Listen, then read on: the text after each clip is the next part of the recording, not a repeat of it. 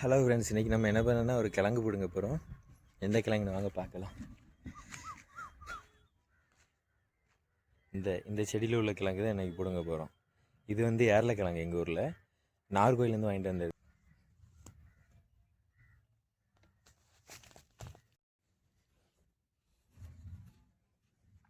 இங்கே பார்த்தீங்களா ஃப்ரெண்ட்ஸ், இந்த கிழங்கு இருக்குது, நிறைய இருக்குது, பார்க்கலாம்.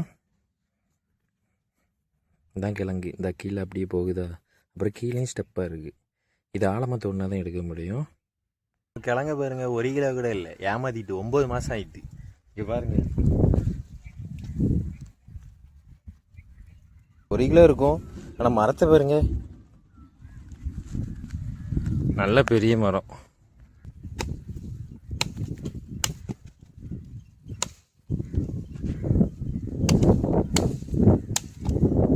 ஃப்ரெண்ட்ஸ், 1 கிலோ கிடச்சி.